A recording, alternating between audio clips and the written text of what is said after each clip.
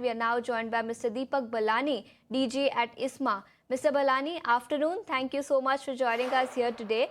ISMA has cut 25-26 net sugar output from 3 lakh 5,000 tons to about 293 lakh tons. What made you do this, and what do you think will be determining the output for the rest of this year? Thank you, Vasesha, for having me in your show. As you know, in December, we had come with a second estimate, and that time we had estimated a gross sugar production of around 343.5 lakh tons, with a diversion estimated at around 34 lakh tons. However, January, we noted that the yield was not as good as we were expecting, primarily because of the early flowering in the states of Karnataka and Maharashtra.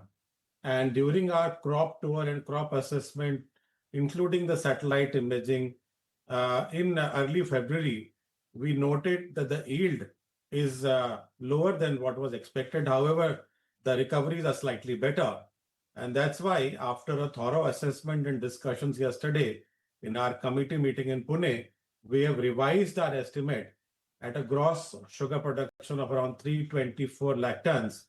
And we also revised our diversion estimate from 34 lakh tons to around 31 lakh tons.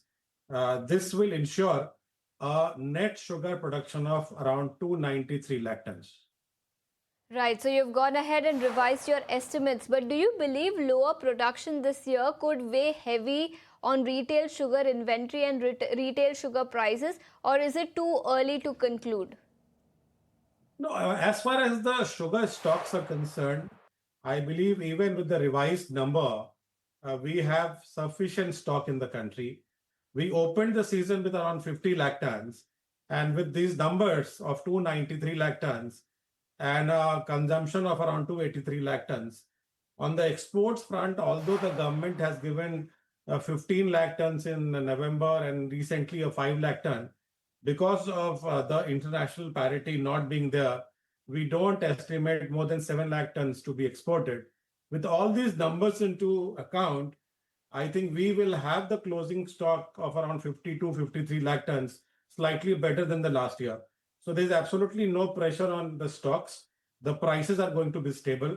As you know, ex-mill prices most of the year is way below the cost of production.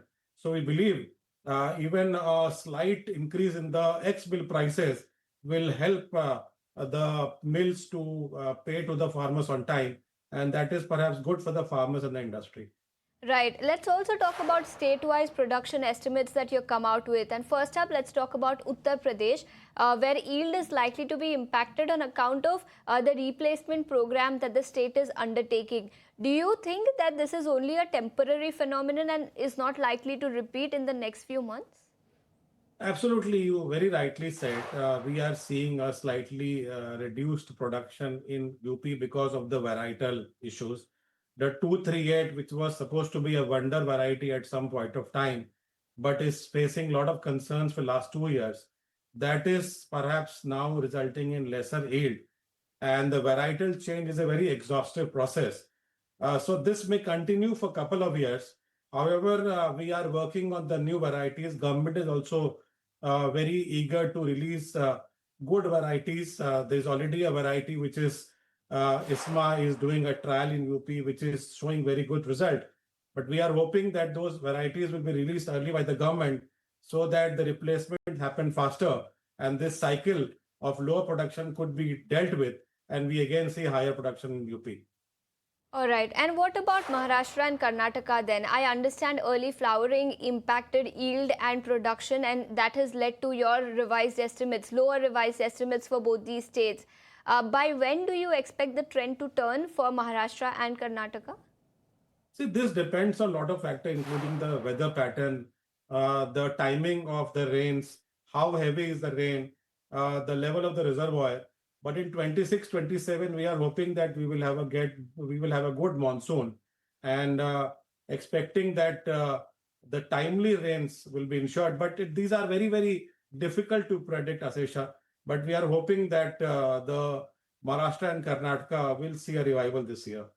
Right. So you're expecting revival in Maharashtra and Karnataka. And since you briefly spoke about the next sugar season, that was exactly my next question.